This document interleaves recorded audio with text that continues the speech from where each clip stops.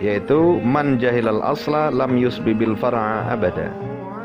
Siapa saja yang tidak mengetahui atau yang bodoh, itu tidak mengetahui dasar, lam yusbibil far'a abada, maka ia tidak akan pernah bisa menguasai, tidak akan bisa memahami dengan sebenar-benarnya tentang cabang selama-lamanya.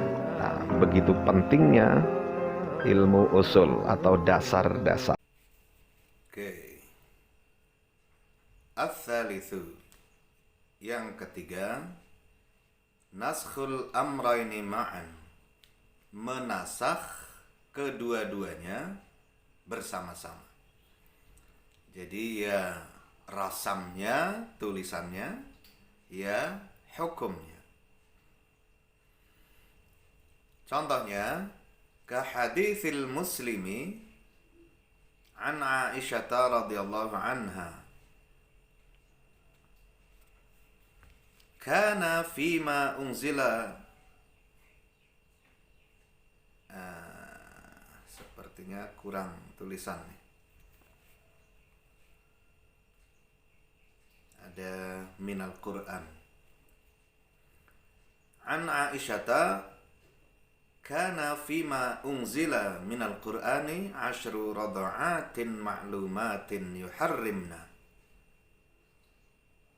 fanusikhna bi khamsin ma'lumatin yuharrimna. Di dalam riwayat ini ada lanjutannya. Oke, contohnya sebagaimana hadis dari yang diriwayatkan oleh Imam Muslim dari Aisyah, kana fima unzila minal Qur'ani ila akhirih. Dulu sebagian dari ayat Al-Quran yang diturunkan itu ada lafaz asyru rada'atin ma'lumatin yuharrimna, 10 kali susuan yang diketahui. Yuharrimna itu mengharamkan apa? Mengharamkan perkawinan atau menikahinya orang laki-laki dalam hal ini yang disusui terhadap perempuan yang pernah menyusuinya. Oke, itu pada awalnya itu batasannya 10 kali susuan. Dan juga yang pasti juga otomatis mengharamkan perkawinan antara orang yang disusui dengan anak-anak dari perempuan yang menyusuinya, karena itu statusnya saudara-saudara sepersusuan, dan perempuan yang menyusui tadi sama dengan ibunya begitu. Dan juga berlaku sebagaimana apa yang hukum juga diberlakukan kepada sang ibu begitu. Dan lafaz ini fanusikhna asyru rada'atin ma'lumatin ini dinasakh dengan lafaz bi khamsin ma'lumatin yuharrimna. Oke. Dengan lafaz khamsin ma'lumatin yuharrimna, yaitu batasannya 5 kali susuan itu mengharamkan terjadinya perkawinan antara orang yang disusui dengan perempuan yang menyusui, dan juga dengan atau dengan saudara-saudara sepersusuan. Tadi itu anak-anak dari perempuan yang menyusui. Oke, ini nasakh rasamnya juga hukumnya, yaitu lafaz asyru rada'atin ma'lumatin yuharrimna ini dinasakh. Terus nasikhnya mana? Ya, yang terakhir ini. Nasikhnya adalah penasakhnya, penghapusnya dan penggantinya adalah khamsin ma'lumatin yuharrimna. Tapi tidak berhenti di situ. Karena khamsin ma'lumatin yuharrimna itu juga dinasakh. Nasakh rasamnya saja yang kedua ini. Oke, sekali lagi kita pahami bahwa lafaz dari ayat yang dulu ada di riwayat ini, asyru rada'atin ma'lumatin yuharrimna, ini lafaznya atau rasamnya, tulisannya ini dinasakh, hukumnya juga dinasakh dengan khamsin ma'lumatin yuharrimna. Nah, ini menggantikan yang awal. Dan juga yang terakhir ini, khamsin ma'lumatin yuharrimna ini, rasamnya, tulisannya, bunyinya juga dinasakh. Tinggal hukumnya saja, baqaul hukmi. Nah, ini. Oke, kurang lebih ada terusannya riwayat ini. Yang intinya adalah bahwa benar dahulu lafaz-lafaz ini dibaca yang termasuk di dalam bacaan Al-Quran. Kemudian setelah itu tuwfiyan Nabi sallallahu alaihi wasallam, Nabi Muhammad Rasulullah itu wafat, begitu. Ini naskhul amrayni ma'an. Dalam kaitan nasakh ini juga ada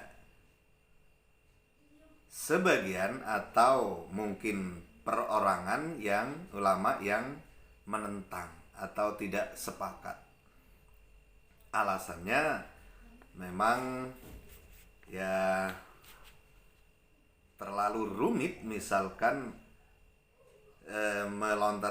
dilontarkan pertanyaan, kenapa harus ada nasakh untuk ayat yang hari ini sampai hari ini di mushaf tidak ada, dan lebih-lebih lagi nasikhnya pun tidak ada juga, begitu, tinggal hukumnya. Nah, ini penolak atau penentang atau penyanggah itu antara lain mengajukan pertanyaan-pertanyaan seperti itu. Ditambah tentu karena kekhawatiran atau saking menjaganya, begitu, menurut logika mereka atau sebagian yang menolak itu, bagaimana mungkin Al-Quran yang dijaga oleh Allah itu begini rumit kejadiannya, begitu.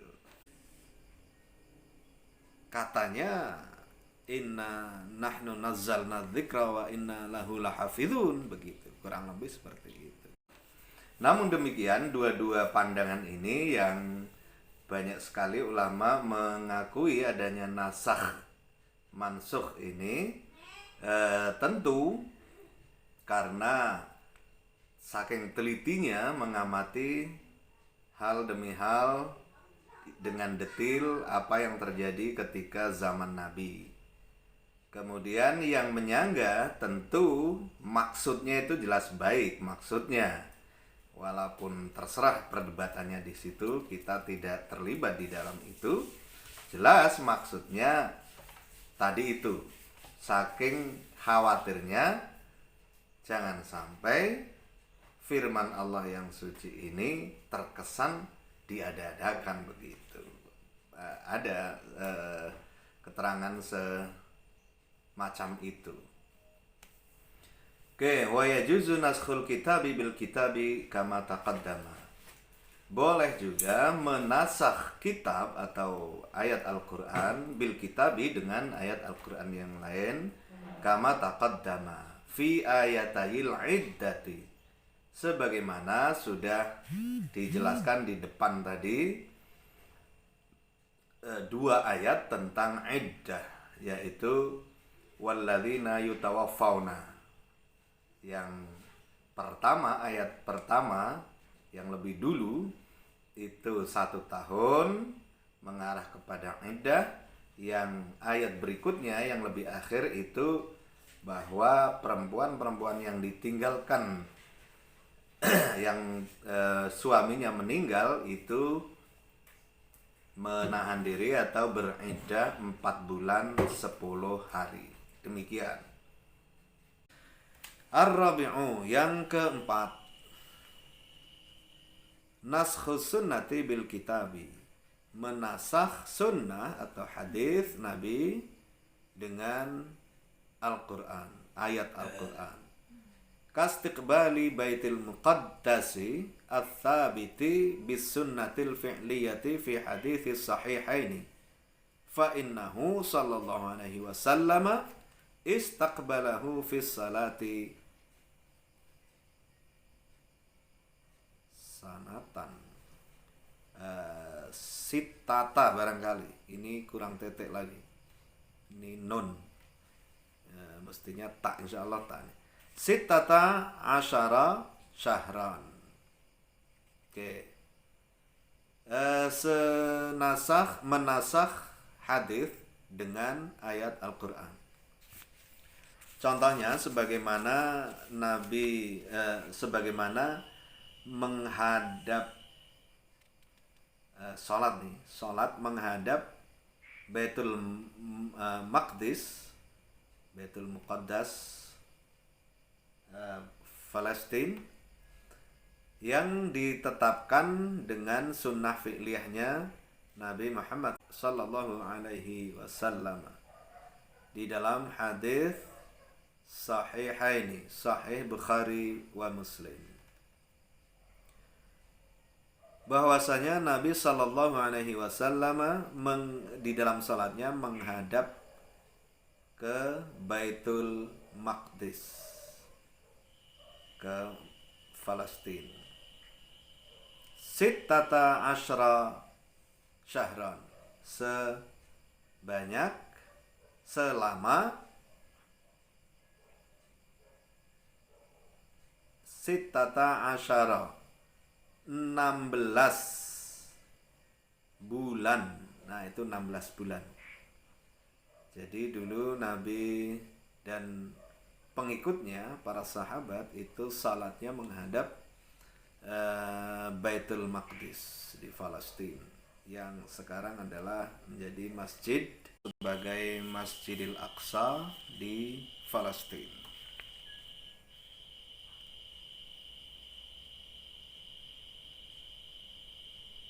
Sunnah fi'liyah ini dinasakh dengan firman Allah Ta'ala.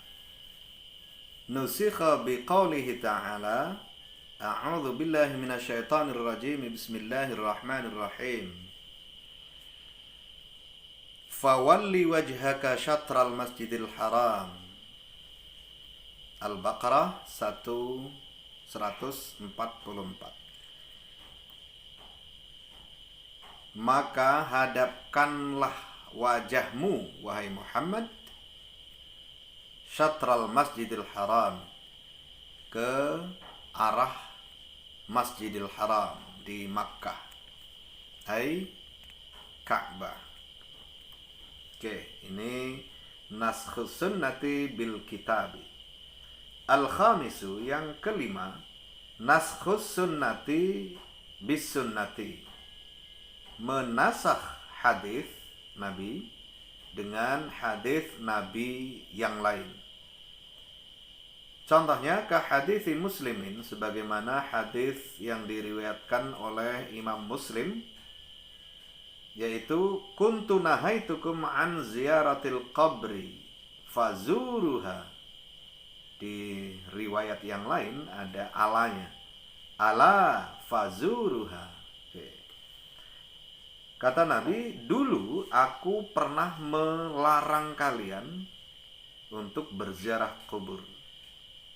Ala, ingatlah, fazuruha, sekarang berziarahlah kubur gitu. Nah, tentu hadis semacam ini yang mengalami penggantian hukum atau perubahan hukum itu juga tidak lepas dari ilatnya, tidak lepas dari sosiokulturalnya, dari sosial budaya yang meliputi masyarakat pada muslim mukmin pada saat itu. Yang kita pahami bahwa di awal-awal dakwah Nabi itu para pengikut, para sahabat mayoritas masih lemah imannya. Jadi ketika berziarah kubur sebagaimana tradisi yang lalu jahiliyah itu justru melakukan hal-hal yang tidak diperbolehkan di dalam Islam. Barangkali semacam meminta kepada ahli kubur, meminta sesuatu dan lain-lain lah. Dan memang itu membahayakan keimanan kita. Tapi setelah secara sosial, secara religius, secara spiritual, masyarakat saat itu, para sahabat dinilai keimanannya sudah kokoh, maka Nabi mengatakan ala fazuruha. Ingat, sekarang ziarahlah kubur. Iya, karena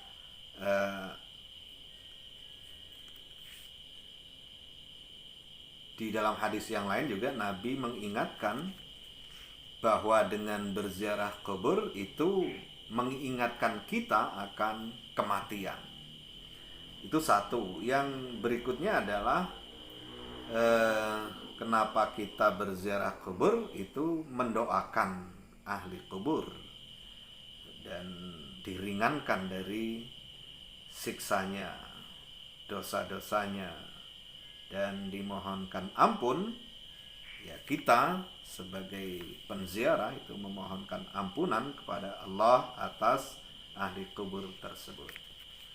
Dan berikutnya adalah kita mengambil mau'izah, pelajaran, juga mengambil qudwah, nilai-nilai baik yang ditinggalkan, jasa-jasa baiknya, kemudian torehan-torehan sejarahnya. Nah, itulah sebenarnya alasan kenapa kita berziarah kubur. Jadi bukan karena ini itu, tapi intinya adalah satu, mengingatkan kita akan kematian. Yang kedua, mendoakan, memohonkan ampunan ahli kubur kepada Allah. Yang berikutnya, mengingat jasa-jasa baiknya selama hidup. Kemudian juga mengikuti, mengenang dalam arti mengikuti, syukur, mengembangkan pikiran-pikiran, torehan-torehan sejarahnya dengan tinta emas terhadap kemanusiaan, terhadap bangsanya, terhadap agamanya tentu saja. Kemudian waqala ba'duhum, sebagian ulama berkata yajuzu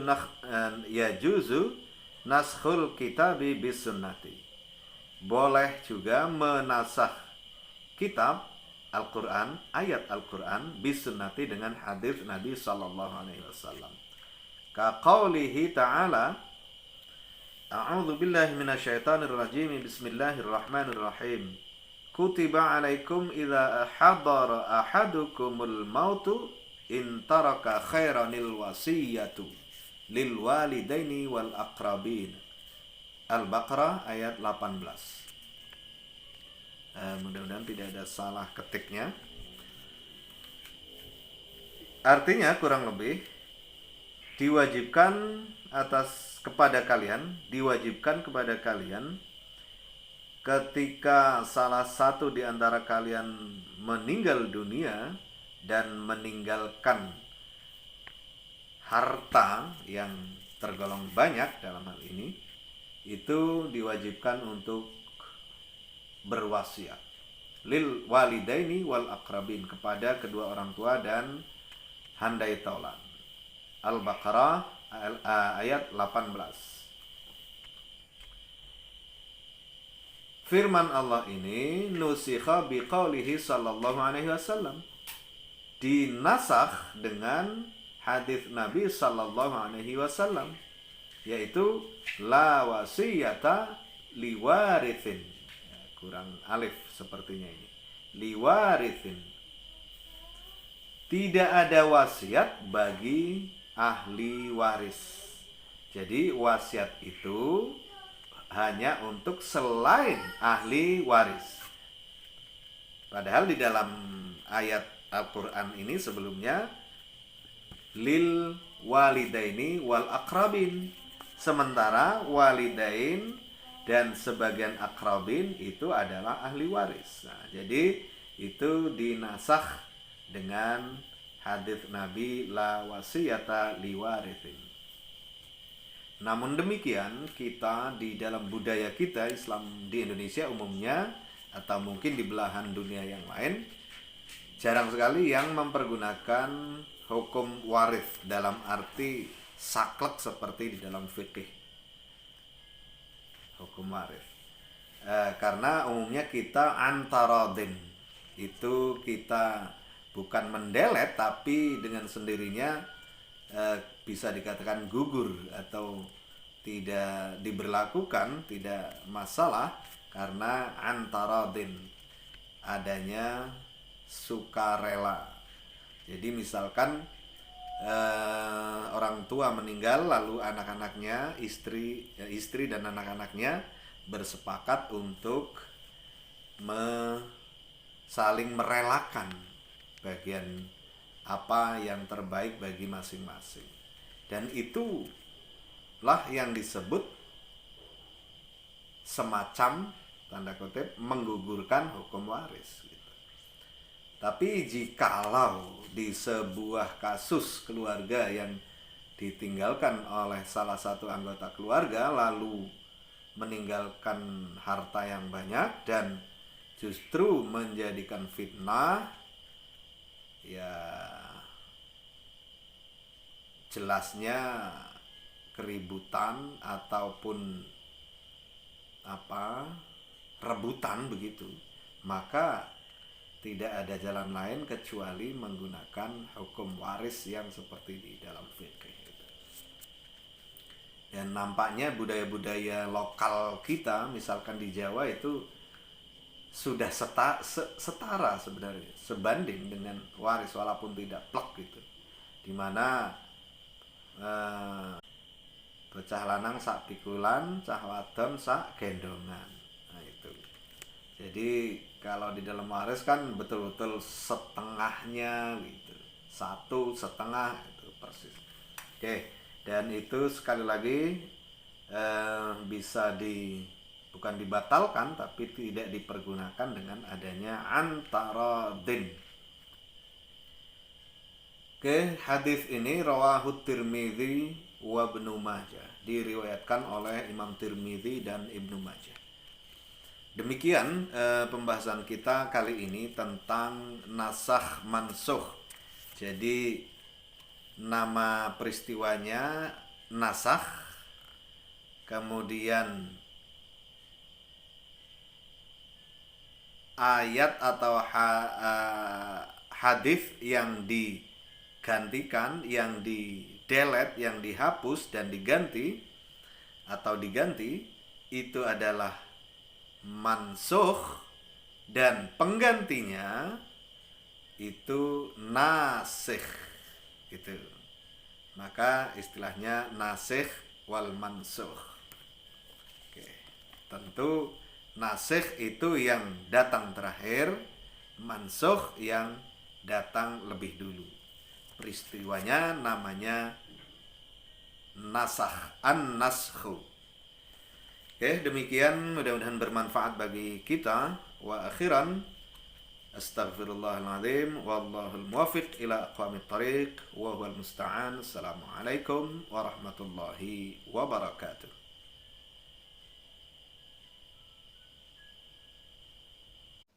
وإن تعطروا فمن نرجو سواك.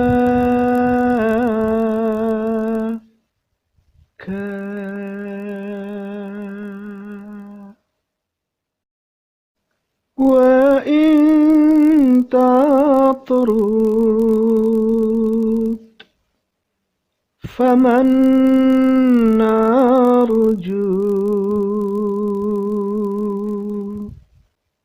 سواك.